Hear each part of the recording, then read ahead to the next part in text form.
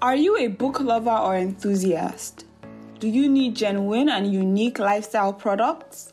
Or are you looking for a place where you can find contemporary and a wide range of unique gifts for children and adults? Laterna is your go-to place for genuine and contemporary books and lifestyle products for wholesale and retail customers. We stock business books on management, leadership, financial success, entrepreneurship, personal development, and so much more. We carry children's fiction, non-fiction, educational books, CDs, and DVDs. We also stock Christian books on various themes, such as church life and growth, spirit-filled living, love, sex, and marriage, to mention but a few. Laterna carries life and style books such as baby and child care, beauty and style, conception and pregnancy, crafts, and hobbies. We also carry adult, children, and teenagers' Bibles, educational toys, framed art, gifts, greeting cards, home and office fragrances, stationery, teachings, and lots more. Our stores are located at plot 1611 Adiola Hopewell Street, Victoria Island, Lagos. Online at www.laternabooks.ng. Laterna, your lifestyle hub for book lovers. For inquiries, call 0803 301 4462, 0809 525 3223, 0809 525 3484, or 0809 525 3485. Chat with us via WhatsApp on 0810 023 4441. You may also reach us on social media via Twitter at Laterna Books, Instagram at Laterna Books, and Facebook at LaternaVentures.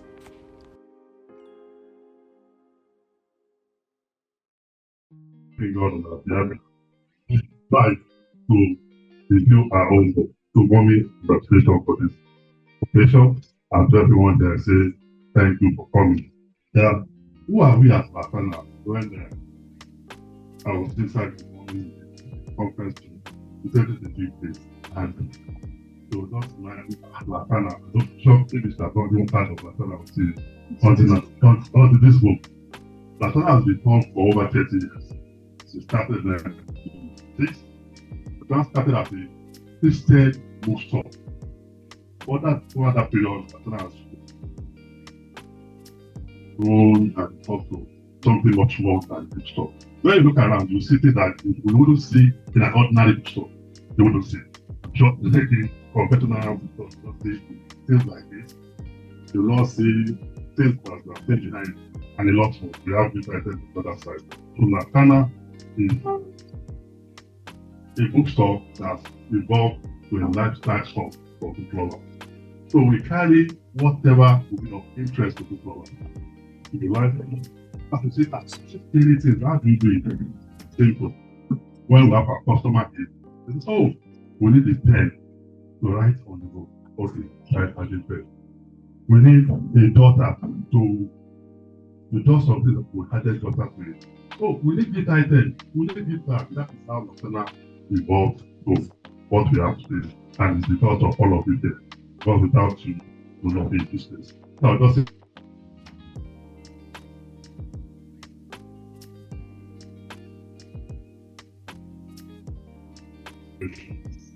establishment.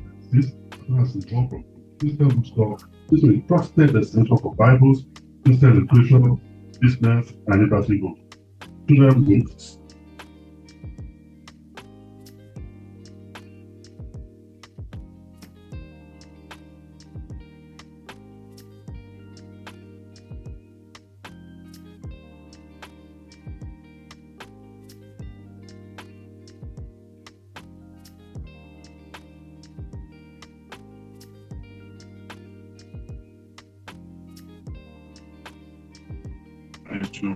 That's where we also stay or safe to listen. Our unwavering focus on quality, inspiration, and customer satisfaction made us a cornerstone for book lovers, educators, recording in progress, gifting entrance,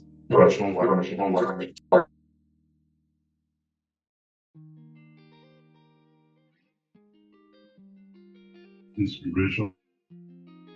Every product is carefully selected to enrich lives, spark creativity, and elevate everyday moments. That's one Laterna. And this event of book review started shortly after the COVID-19 in 2020. During COVID-19, everywhere was closed, no movement. Then some people will reach out to us, how do we do it? Then we started the virtual review for books. And this will gather people together to review books. That's what brought up this book review. So it has been something that has been agitating our kids that longer. Sorry, to couldn't join us early today because he had to attend to some things urgently. So that's why it was not. Actually, it was supposed to be the one sending this. So I'll do that now. We started in 2020, and the first book that we reviewed was The Positive Disciplines of Leadership. That was done by Mrs. Wonu at this time.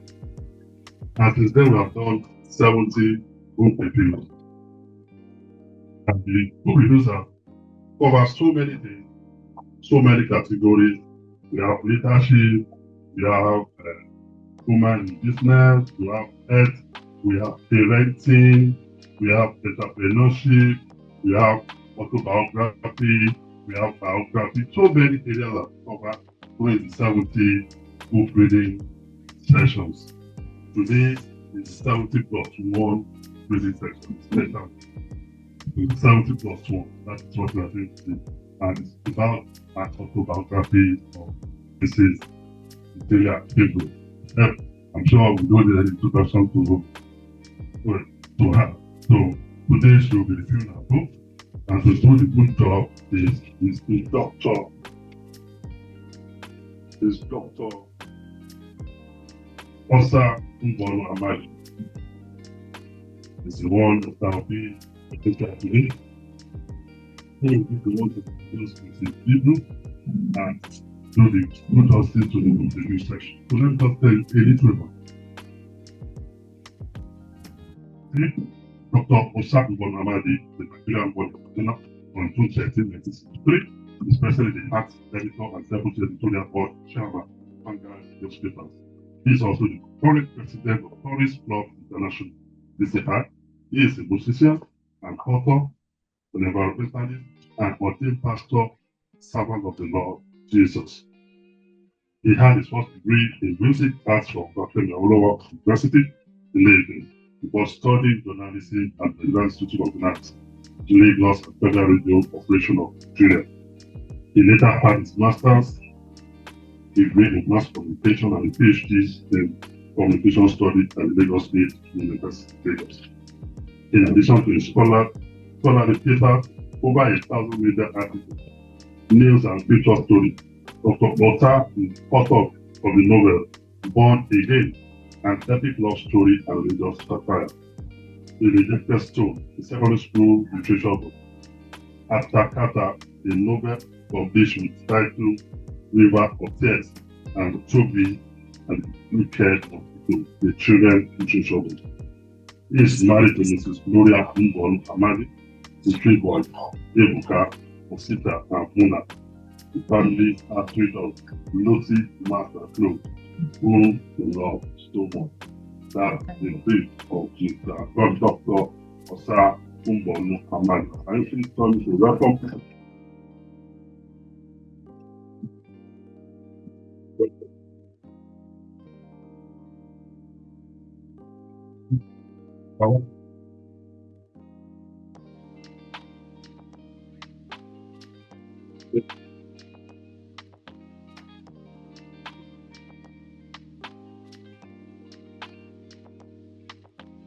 Yeah.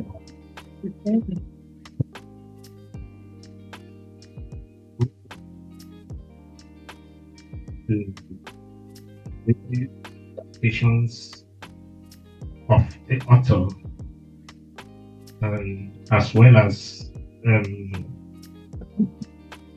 moderate the questions, the question section, and that is. I was surprised that the person that introduced me was talking about book review. I'm going to do book review. It's not going to be book review.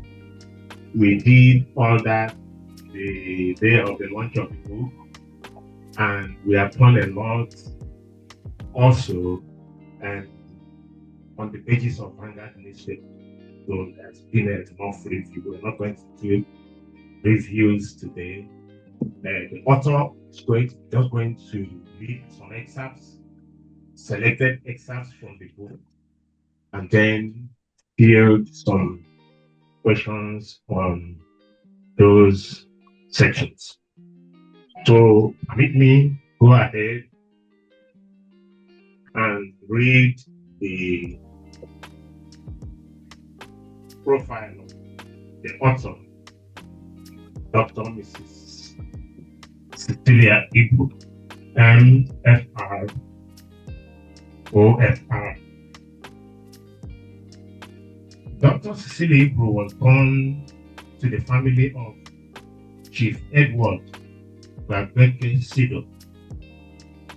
Forgive me if I'm not pronouncing those names well. And Chief Mrs. Victoria Obiru Sido of Alaja. She received her primary and secondary school education from Sido Preparatory Day School, Warri, and St. Margaret's Grammar School, Election. She then proceeded to University Tutorial College, London, between 1967 and 1968, where she obtained her higher school certificate. Dr. Cecilia Ibru secured admission to study sociology at London University and graduated in 1971 with honors. She obtained a master's degree, a Master's of Philosophy from Northeast London University between 1975 and 1977, followed by a certificate of eligibility from the Council of Legal Education, London. She commenced her career at the Ibru organization in 1978 as a project director, holding various positions until 1997, when she assumed office as managing director and chief executive officer of Oceanic Bank. Under her purview, Oceanic Bank witnessed tremendous growth on all financial indices, boasting a branch network of about 400 branches within and outside Africa, and a capital base of 1 trillion naira. Dr. Cecilia Ibru also championed economic development through public-private partnerships that invested in local businesses. Her appointment to the United Nations Global Compact Board, a corporate citizenship initiative chaired by the UN Secretary General Ban Ki-moon, solidified her reputation as a champion of corporate responsibility. Dr. Cecilia Ibru has been recognized internationally as the First Lady of Banking, accumulating several honors and awards. She is an officer of the Federal Republic of Nigeria and member of the Federal Republic of Nigeria. Dr. Cecilia Ibru is also a fellow of several professional bodies, such as the Chartered Institute of Bankers of Nigeria, Nigeria Institute of Management, Institute of Personnel Management of Nigeria, and Sociological Society of Nigeria. She has also been acknowledged for her work as a philanthropist. She served as a trustee to the United Nations Development Fund for Women, where she performed as an honorary ambassador for the Women Entrepreneurs Forum and took part in the United Nations Global Impact. In addition, she has sat on the governing board of Delta State University and chaired the public-private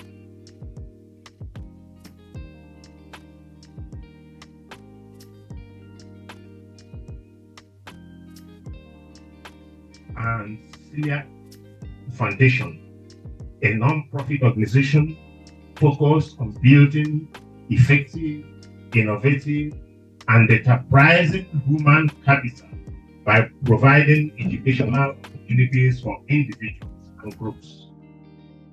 Today, the MCF, that is Michael Cecilia Foundation, has started Michael and Cecilia Ibru University, a world-class institution with state-of-the-art infrastructure right in the heart of Delta State. The Michael Cecilia Foundation demonstration schools, the Michael Cecilia Foundation College of Education, and other education-oriented programs. She is the author of Cecilia, the Autobiography of Cecilia Ibru, and Oceanic Odyssey. Please, a very welcome.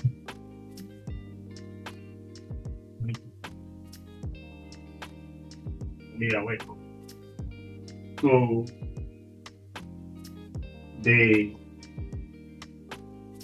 what we are going to do next is we believe for her to go straight into reading excerpts.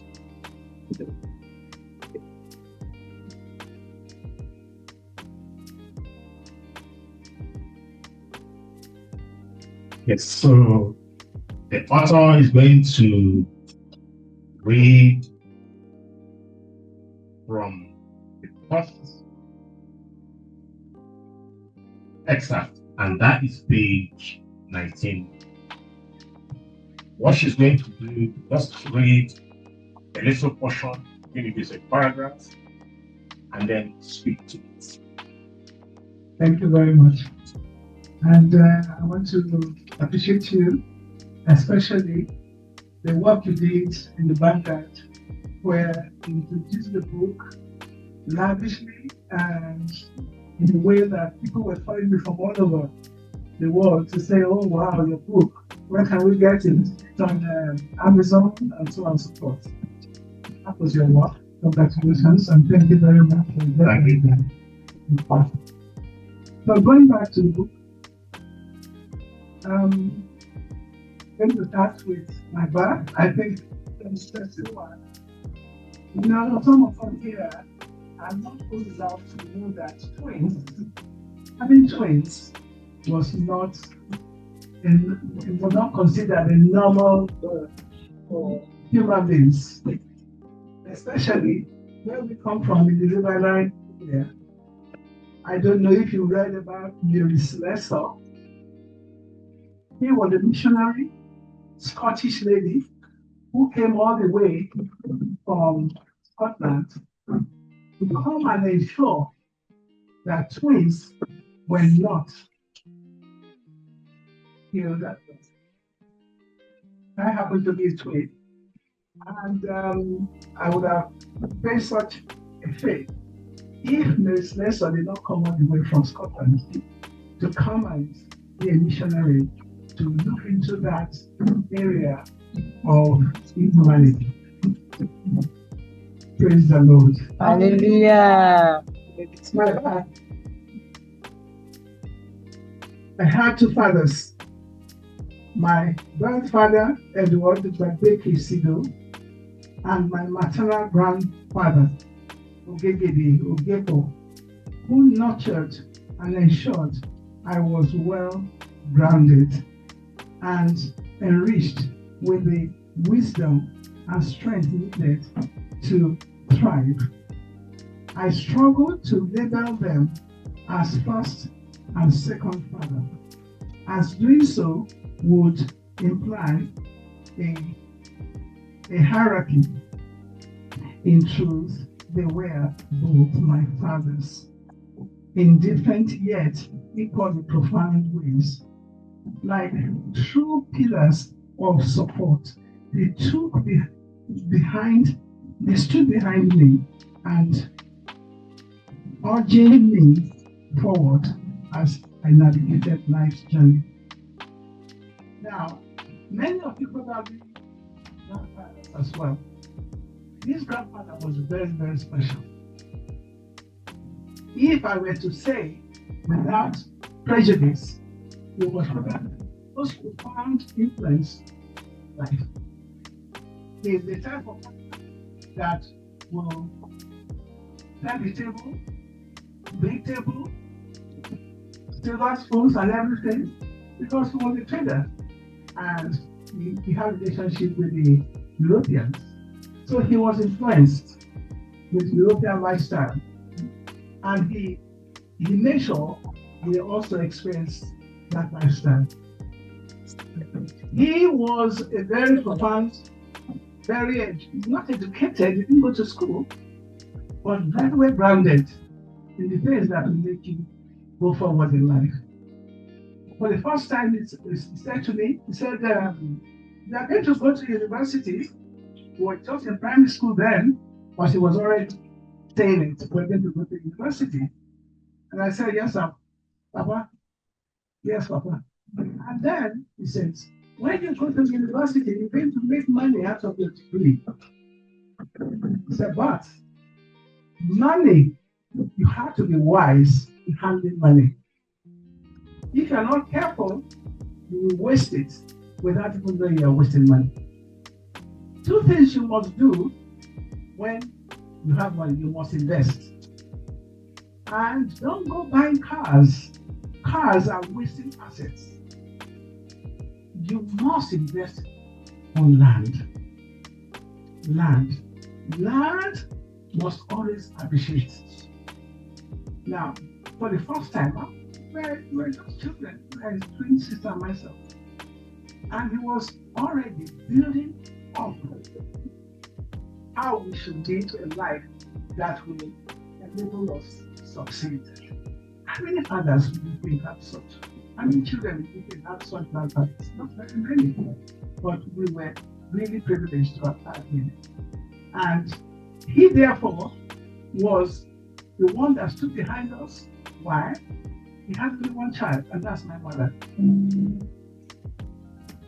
And of course, when my mother conceived us, and then when he got to know that he could be twin, he made it his responsibility to make sure that we came to no harm. So the story goes that at that time, he put together a truck. I don't know that you people knew of trucks in those days. They modern case, where you either have a small one or you have a big one where you can put wood or any form of heavy item that you must move. So he got one when my mother was in labor and brought cushions, lined the whole place with cushions, and put her there. So they're going to push you to the maternity. There's no way you're going to be able to walk there. Now, this is the kind of grandfather I had.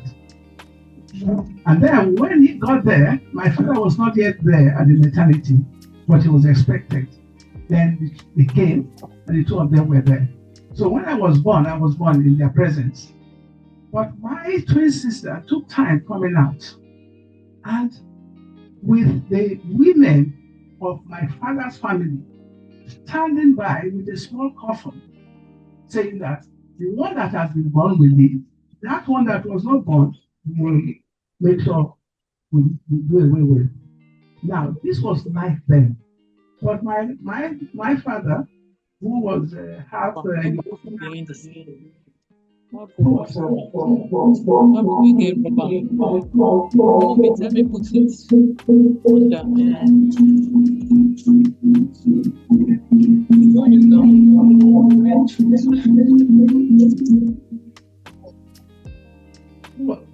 my father was half Nigerian and half English. He wouldn't have anything to do with this practice. The old women have got a couple already for my three sisters. So thank God. Okay. Thank God that the two of them were there. So what our lives were saved. And I thought, that some people don't even know that twins are not supposed to live in the Delta, especially in the Delta River area. Whereas in the Yoruba land, twins were cherished and technically worshipped. Whereas in our area, the riverine area, twins were not to be entertained. So it just shows different worlds in the same country. Thank you.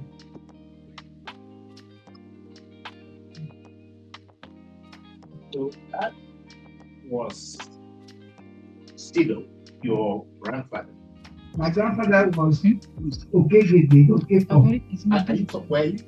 person you were talking about, is he your father or your person that I was talking about mostly was my grandfather who taught us what life was all about. My father was also an educationist. He founded private school and later on the secondary school. But my grandfather was very grounded in he had only my mother. So for my mother to have children was a fantastic happening for him. And so he made it his point to sort of spend time with us, and we used to have room to have life to be well entertained. There are many stories. There's by moonlight. I can tell you so many. I've sing one song that is Marco. We merry bell, them branch of Wicklow. I'm a berry, I'm a berry. Oh, when for me, the meaning of that is that I saw this beautiful girl at the marketplace, slim, big, slim, and beautiful. That's always been So I saw this beautiful girl, very slim, beautiful, but there was something wrong. What was wrong? We had to make how it looks. So, see, he told us that story. And that this girl was married to this man, but she was so beautiful. The man would not let her out of his sight. So, whenever the man went to the market, he would say, "You stay home, don't come out." But she would cut her nose and put it on the odogon, the thing with which we make fire, wood, and keep it warm there. And then she would go to the market. People will see her. And the husband saw her, but she thought it can't be her, it can't be his wife. And now, one day he came home and the nose was not there. So the dog has eaten the nose. And then it came to a point where she didn't know what to do with herself. So she was good. And the husband came and said, "What is Mary?" In the end, found that he had been deceiving, or she is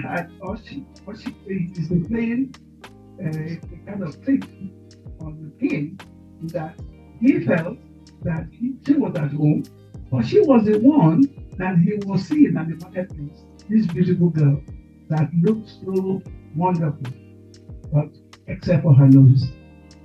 So my grandmother used to tell us stories like that. And we used to enjoy them. We want him to repeat them story by moonlight every day. Of course, when we're all sitting with him, we sit on the high chair, we sit banking. And then we all fell asleep and we carry him into the bedroom and we go to sleep. The following day, could you please repeat that story again, please? Because we just enjoy listening to the tales by moonlight. And that is having a grandfather that really, I would say, I don't know, I can only speak for myself. I think I was very, very, very privileged. And my sister and my mother's children were very privileged to have such a grandfather.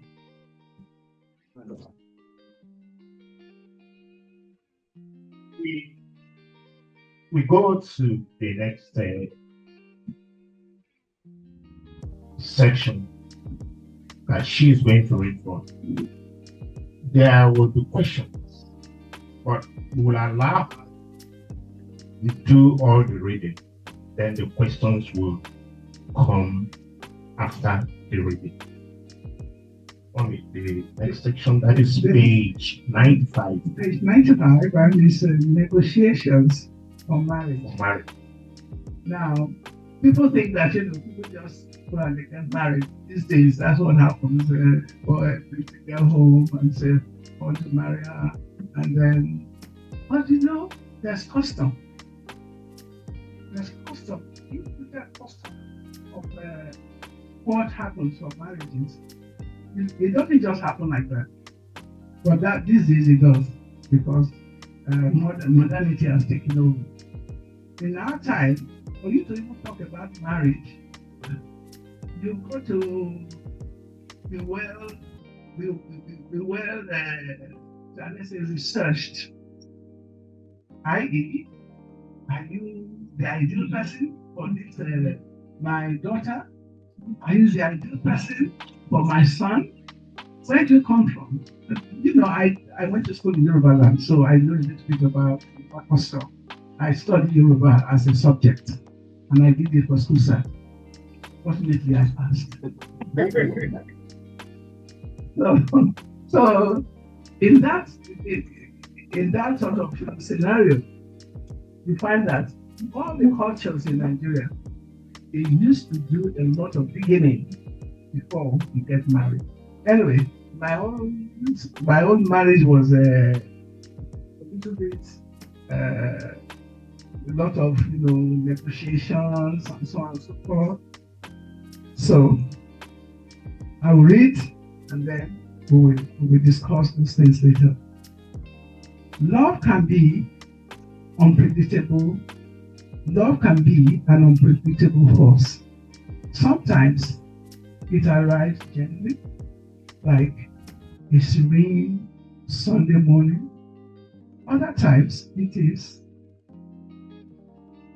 relentless, like chaos of the Lagos Monday morning of traffic, demanding, overwhelmingly at first, but eventually settling into calm, as was the latter. I was young, with my whole life before me, and marriage was nowhere in my immediate imagination.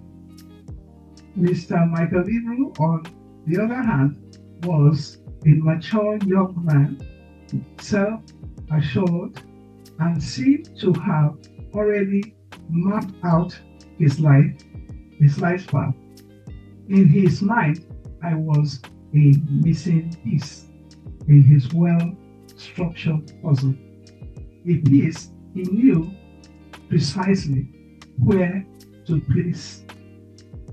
The story he later told me was that on the morning of that day, February the 14th, Valentine's Day, we met.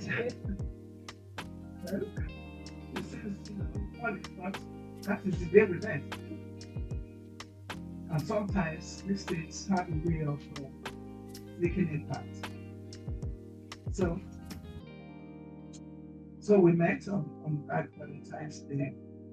But nothing, I wasn't particularly, enamored with him because I was not married. But this was, and that is the difference. I think the woman, when the man must have her, he will not stop at anything until it happens. So our first meeting was on that February 14th.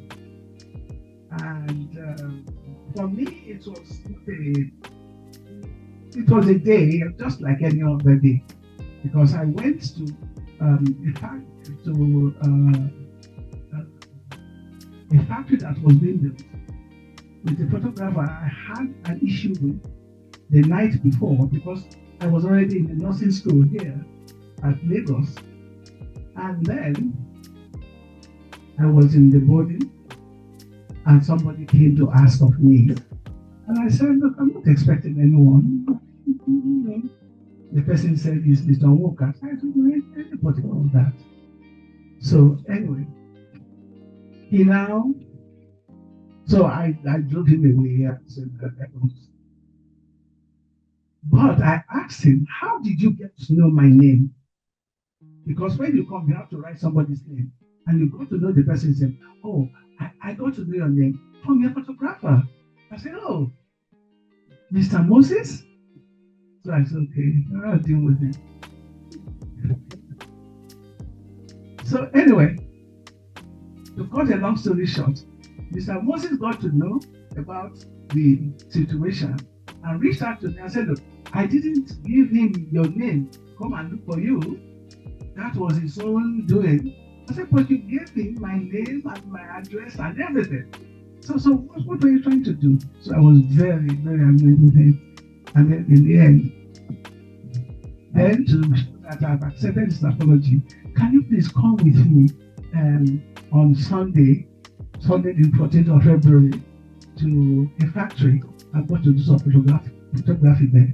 And I said, I don't really want to go out, but to show that maybe you have come. So I went with him, and when we got to the factory, big factory at Igomu, and for me, it meant nothing. Then we got the factory foreman saw us and said, oh, young lady, it's so hot today, and I have nothing to offer you. I said, don't worry, we're just here for the photography, we're going soon. He said, no, I must give you something. So he went to his fridge, looked, and there was a frozen orange.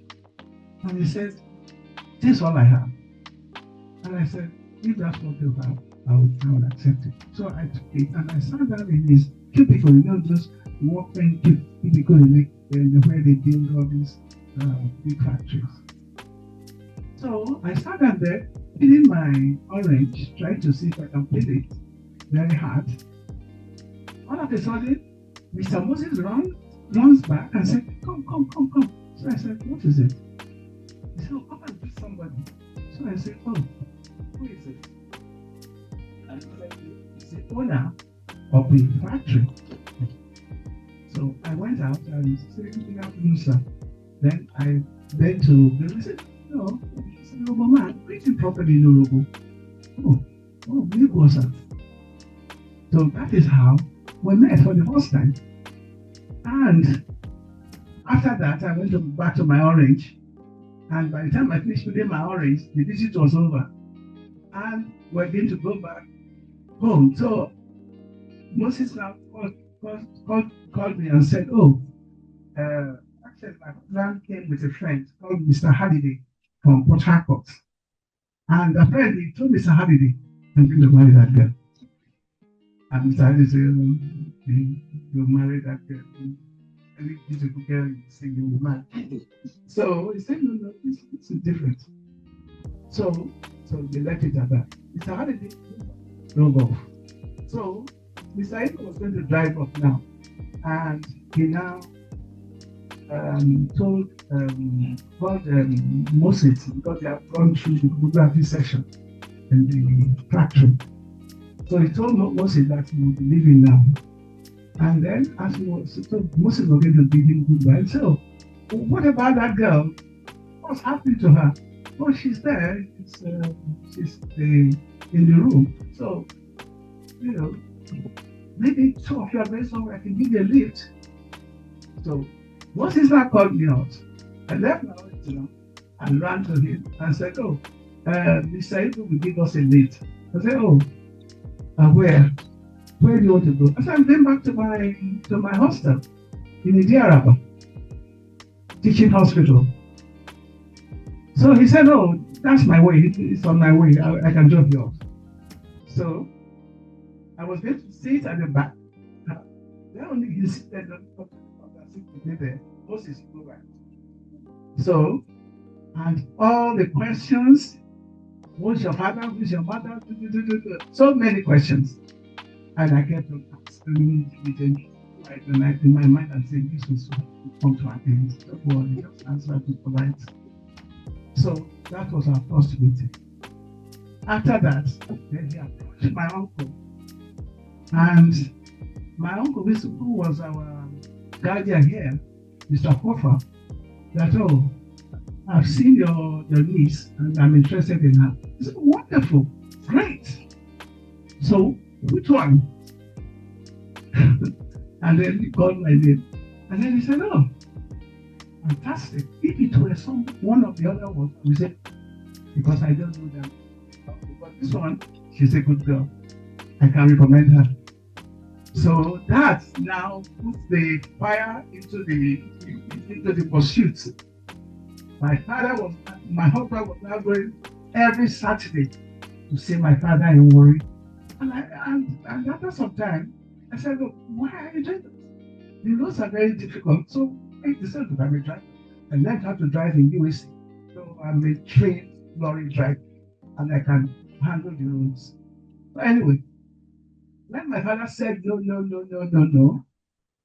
then my mother now said, "If your father does not agree, nobody can agree. So what am I going to do?" So I said, "Well, I don't know. I don't really know this man. But whatever you agree is okay with me." In the end, what happened was that my mother introduced him to one of my uncles called Mr. Pedro. Mr. Pedro was the deputy provost of Warri Teachers Training College in Warri. Was technically a big man. So when he comes to the house, whoa, like that, as if everything will happen because he's there. So he said to my father, he said, "Look, this man that is looking for us, he said, worthy man, why don't you consider him?" He said, "No, please don't discuss that topic with me. I said no to him, and he said, "Well, you can't say no to him. She has got to marry Cecilia. She will be a nursing sister or a medical doctor forever. It will happen sometime. So why don't you consider it?" I said, "No, I won't consider it." So anyway. So when my husband said to him, not my father, "But I love her." I said, "How can you love somebody you don't even know?" He said, "You telling me about love?" "Well, I'm going to tell you about love."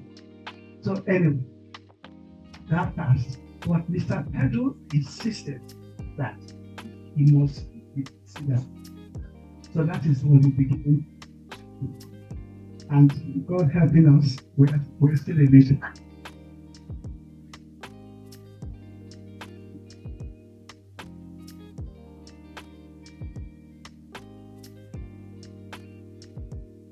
The next page is 153. Now, I'm now in marriage.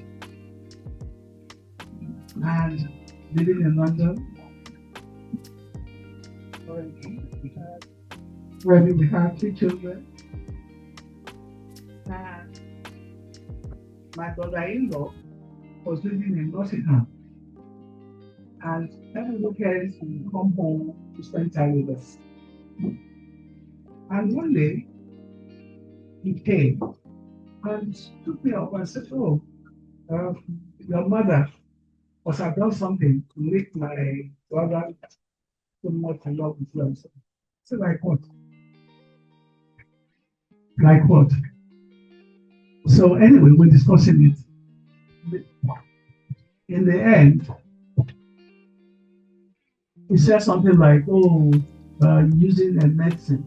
So I said, "Oh, what does that mean?" Anyway, he was so irritated and so vexed that I said, "Look, and they're abusing my mother." And I said, "Please, don't ever do that."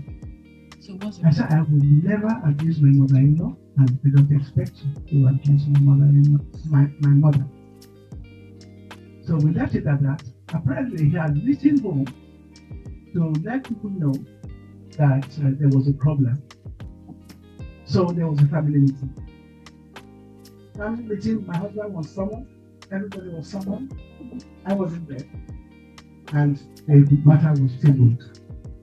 So after it was tabled, one of my brother-in-laws stood up. His name is Bernard. Stood up and said, "Is it not how you are sent to London to study? Is that not how Cecilia is sent to London to study? Why should you be washing your clothes and cooking for you and doing everything as if she's your slave? Look, I don't understand what you're complaining about." Everybody was quiet. In the end,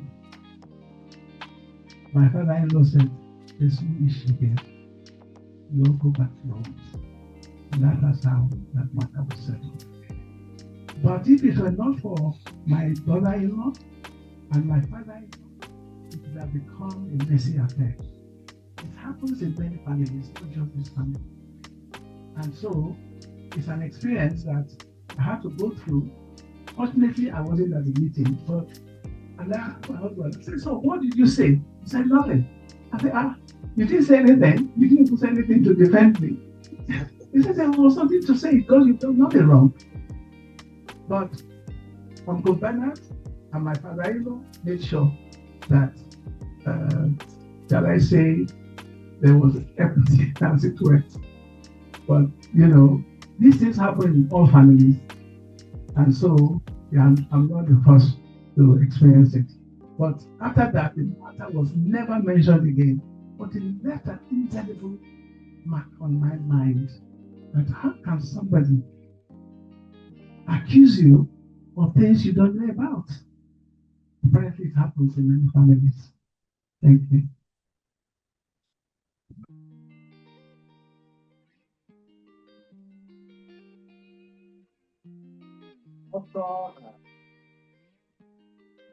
Kind of summarized that portion. So we are going straight. What do you want to? No. Let us go to the last. Just to say that everybody has problems in marriage, whether you cause it or somebody else cause it, or a sister-in-law, a brother-in-law, it can happen. So it's not an unusual thing. Okay, so the author is going to read from page 271, and it is the beginning of that chapter titled Michael and Cecilia Ibru Foundation. Just a little excerpt from there, and then make some visual comment. Laying the foundations for the future. My husband was always somebody who was not given to much talking, but very, very quiet, and unless there's something to discuss, he wouldn't say anything. So while we were at Oceanic, something happened and said, "Look, let's have a proper foundation." And then we started off with the Michael and Cecilia Foundation. I'll just read the paragraph or two. laying the foundation for the future. As my husband and I approached our retirement years, we began discussing how best to make meaningful contributions to society. He was already over 70 and I was in my 50s. If we were going to embark on any significant project, we needed to act strictly, though we were both still engaged in demanding full-time jobs. We knew that time was of essence. My husband had always possessed an extraordinary sense of generosity, offering financial assistance to anyone who came to him in need. However, beyond financial aid, he was deeply troubled by the lack of skills among our people. Even those with formal education often lacked the dedication and work ethic necessary to excel in their professions. This concern remained at the forefront of his mind, and he believed it was a challenge that needed to be addressed. One of his earliest contributions to education was the establishment of Agbara College, which he built and donated to the Agbara community. Yet he felt that much more needed to be done. It was during one of our many discussions that he decided we should create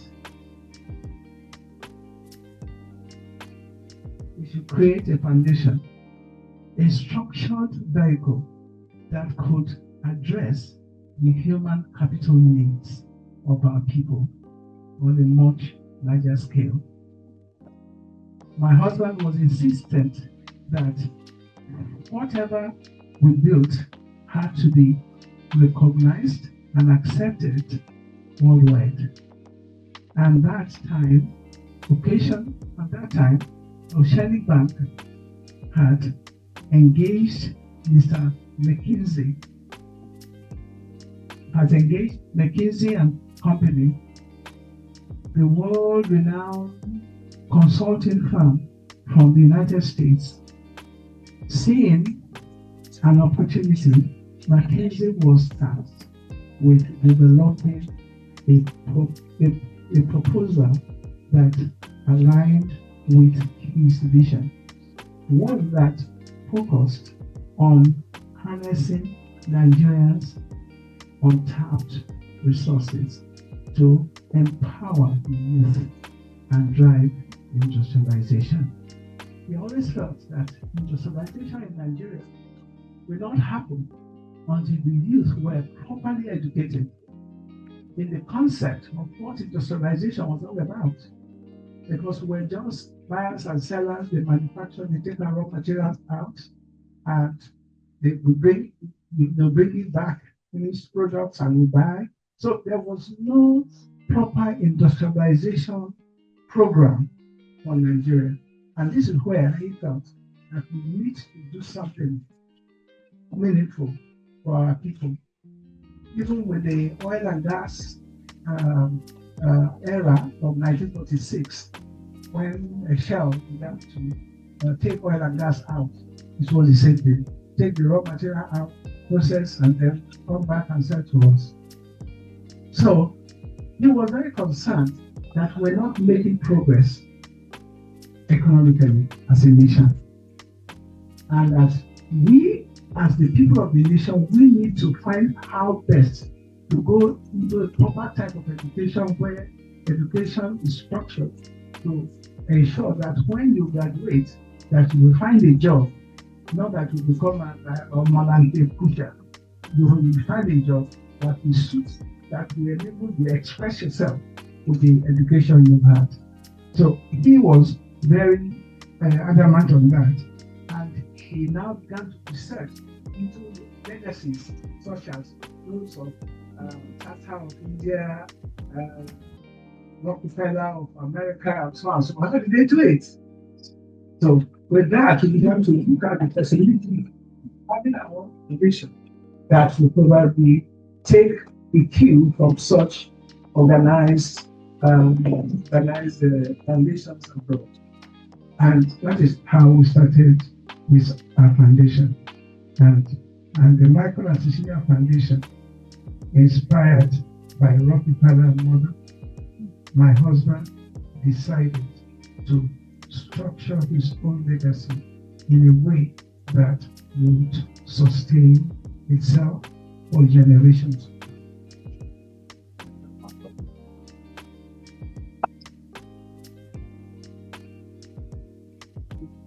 One thing that I noticed here is that you are seeing life a storyteller. You know, she's doing more of storytelling even now than reading.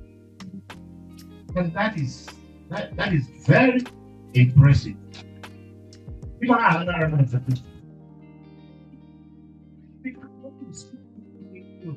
The idea of being a writer is storytelling. But art, a lot of art, whether it's visual, whether it's writing, is about storytelling. She's a born storyteller. And you have all seen that. So let me, I'm going to ask you just 3 questions.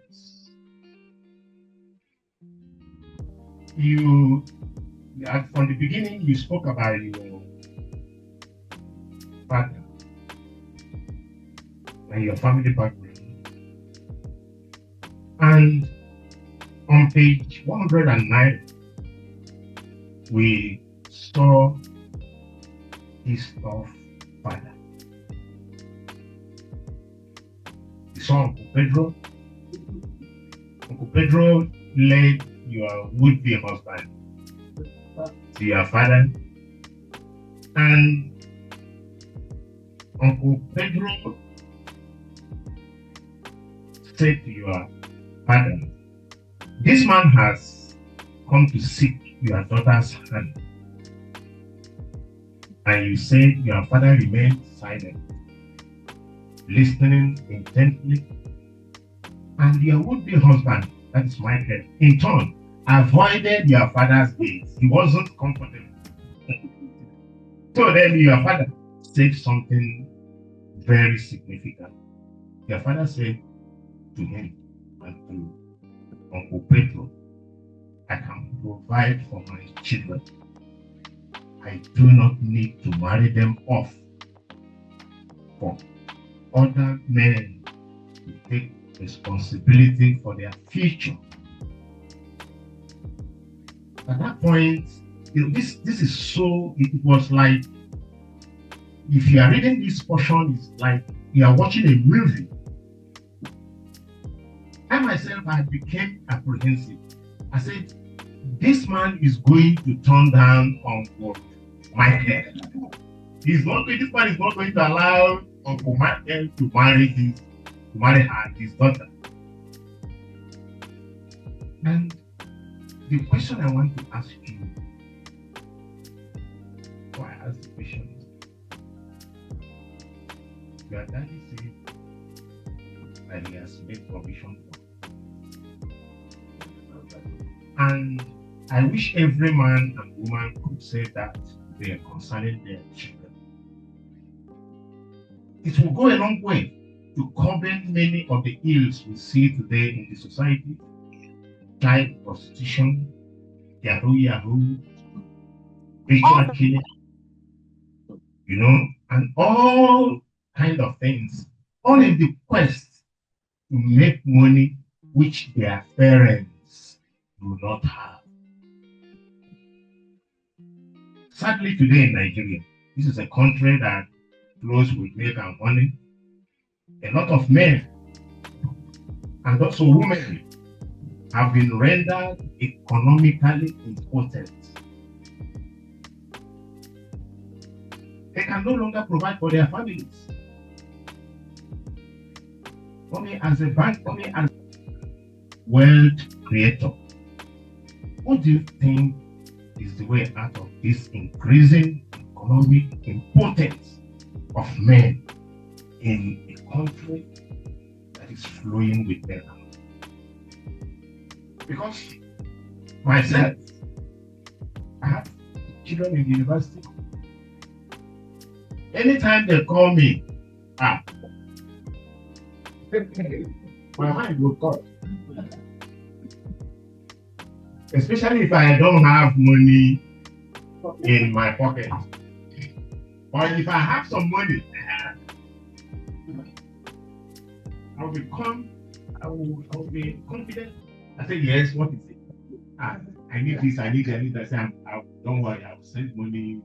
So, but if you don't have that money to give people, who is to pay?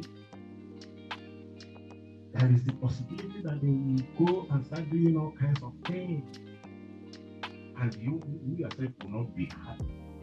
So, what do you think is going? You're a banker. So, what do you think is the way out? Well, I'm now an educator as well, as my father was speaking. I think the problem that we have at the moment is that parents are not in tune with their children. One of the things that have taken away the powers of parents is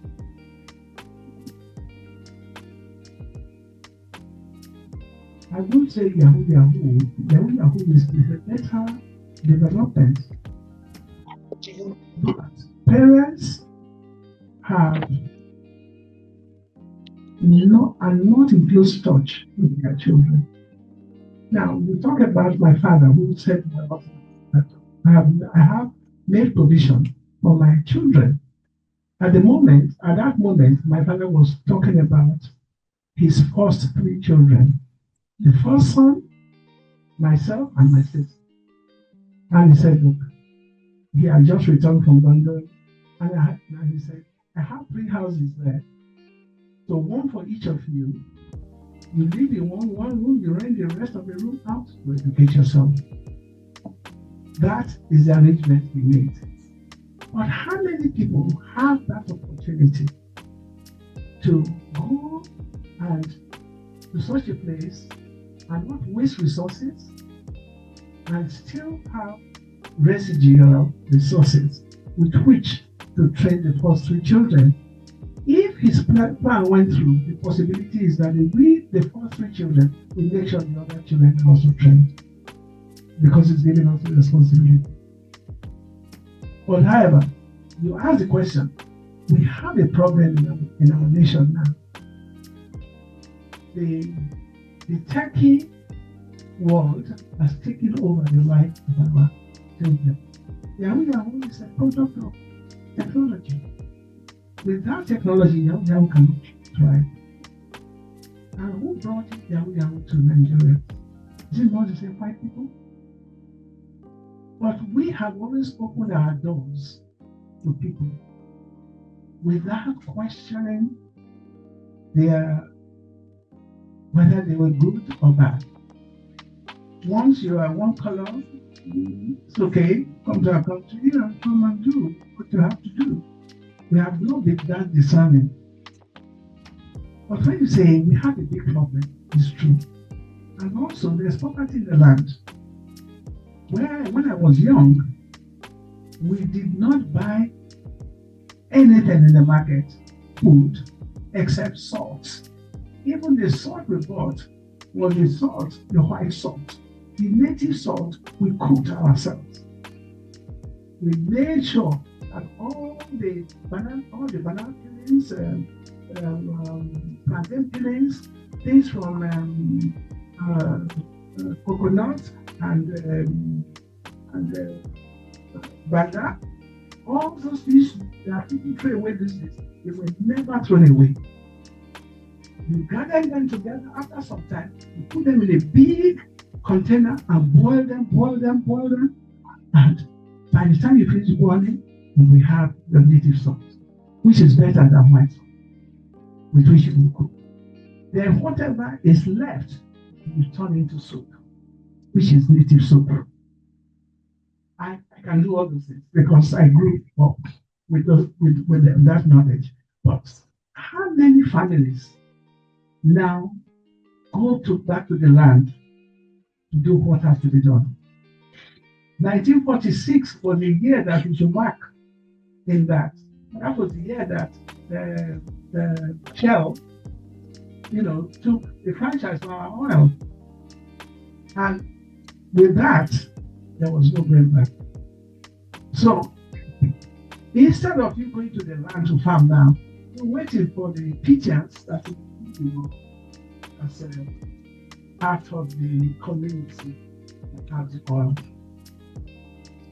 They could not fish anymore because the oil was falling out, fishing our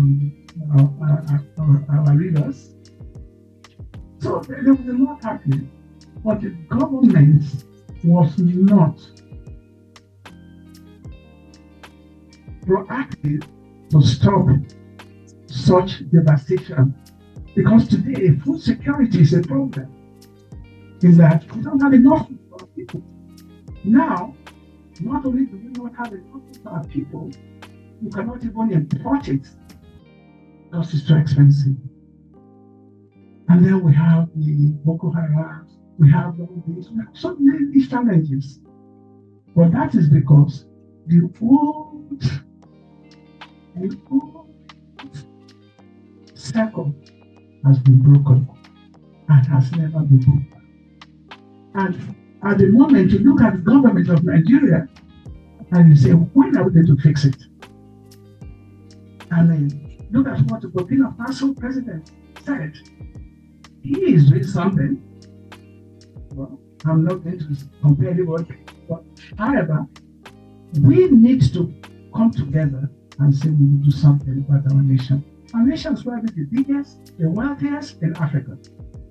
But many of us are here, we're in this place, we love it and so on. So how many people can have access to such a place? We are privileged to be here. And therefore, the question will not go away until we solve it. And policy is going to be the matter of people like you. People like all the men here, in Nigeria, you see to men more before you see to women. So get ready and put it up in the cards. And politics is good. I'm not saying it's not good, but let it go active. Politics that will address issues. So I leave it at that. Thank you. A round of applause for that. The author. On a lighter note and mood, I said I was scared that your daddy was going to turn down yes. Now, supposing, actually, because if you turn that page 109, then it was when he now gave condition. He gave condition. Look, I will give you my daughter on the condition that you will allow her to go to school, go and get education. That was when I liked it. Now, but the question I have for you there is, supposing he had turned down your would-be husband, would he have still gone ahead to marry? A round of applause for Mommy. He is not the type that will disobey her parents. But children of nowadays, they will say, I'm not in, I must marry you. That's the time. Because many of them make that mistake and say that you can do it alone. But the reason why your parents put you for, first of all, they are very experienced. And two, they don't know you. You don't know the man you're talking about. But if you remember, I don't know if you remember, my grandfather, for instance, when I'm a twin, and then so Michael wanted to marry me, and somebody else wanted to marry my sister. So my grandfather told my mother, said, look, let me go and find out. Don't say yes yet. That's not my father, that's my grandfather. So he took it to ride the bicycle. He took it to my husband's village and went to find out. And he said, oh, these are Oceanic people. They're okay. You know. So his news was that if my father agreed that it would be a good match, then we went to my sister's area, and he didn't bring up much good news. So my mother said, what are we going to do? And my grandfather said, well, I have done my bit. We will have to watch over their marriages and support them in the marriage. If anyone is faltering, we support.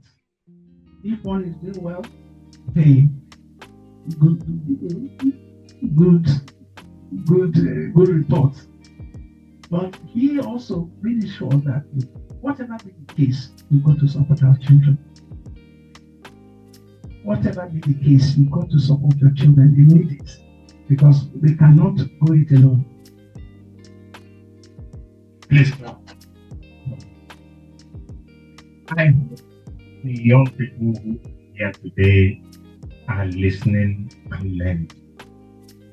That is why during her days, you hardly hear of divorce. Because these are people who are disciplined, obey their parents. When your father or mother tell you not to go there, go. Tomorrow, you start asking for separation. So we have something very important to learn. I've asked 2 questions. Now the last one. This question I'm going to have will not be whole of book reading. What we are doing here will not be complete without asking this question. It started from page 107. Where you told us about your husband's significant involvement in the indigenization of corporate entities in Nigeria, which helped him to acquire substantial shares in various companies. And in turn, that also helped him to provide opportunities for many members of his family. He said, and I quote you, say each member, including women, was given a business to head and manage, ensuring that wealth and enterprise ran through the family. Then you wrote that at some point it seemed as though you were the only member of the family who was not running a corporate venture. Now, run down to page 208. The presidential offer came, giving birth to the Oceanic Bank and giving you the opportunity to run a corporate venture. Then we saw a suspicious bunch on page 252. The question I want to ask you is this: as a strong believer in God, which is evident in your book. Saw your faith all over the book, strong faith in God and in Christ. Do you believe that everything that happened was the will? Well, you see, sometimes things happen. You will say, oh, God could not have willed it. When the Sanusi saga started, and I saw what they were doing, that he was doing, my husband was already ill in America, and I was alone in my bedroom. And I stood in my bedroom and said, but God is still God. Whatever he is, God is still God. As long as there's life, there's hope. And I believe that even today, if it were not for God, I wouldn't be sitting here. Maybe they would have done away with me. But God is not allowed. So that I'm even here, I'm having this audience, is to the glory of God.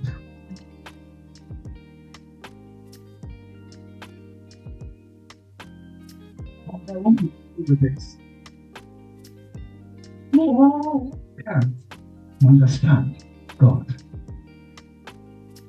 And every day, you must have a conversation with God. At my age, people look at me, oh, you're looking very fresh. Sometimes I have pains. And then I'll say, God, heal me. And this morning I was just thanking God. I said, God, thank you for healing me. I'm praying for this event today. I'm going to be able to walk.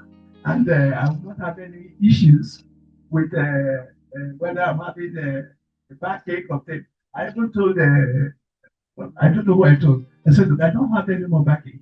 I don't have any more issues with my legs, because I've been asking God for healing. Have a conversation with God on a daily basis. And let God be your guide. No matter what you are going through, with God, nothing shall be impossible. I think we need a bundle of keep clapping according to God. It has ended well with God. All things. And with that, we have come to the end of this event, the glory of God, and permit me to hand over to the man who introduced me. I hope he's still around to come and round up. We have had a successful discussion and book reading, and we ended with God. So I hand over to you, sir. Thank you, sir. Really appreciate this wonderful reading section. They are putting that for the storytelling, because they're not telling us the story of the life. We appreciate God's life, and the last one is a very good one. Everything is hand of God. So God was looking for Jesus. So the person designated for this section is the mother. So he will come out and do the landing of fellow in the month of June. So there's a mother please come.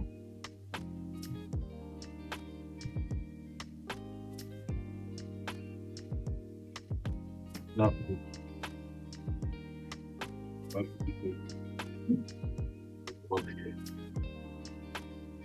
these are what we that we really have and the more. And we thank you for coming. I am personally opportunity that says great privilege to have from our mommy, Dr. Ibru. I mean, like 1.5 meters away from me. I have friends, actually, I would say, for them, they build family doing very well. They see themselves up to now as Oceanic family. I'm sure some of them are still watching at the moment. So, it's a great privilege to be with you. The book club is an event that comes up every month, like you said, and we normally notify everyone via email. So we'll appreciate if you can have your contacts, email addresses, and phone numbers so that we can reach you also. We also next month we have a recap. This is the 71st book club event. So we're having the recap of it. I think the one event next month, like 2 of it. Last Thursday next month. Well, if you could provide us with your email address, we can provide you or let notify you on the exact date of your call. Thank you very much for coming, and thank you very much, sir.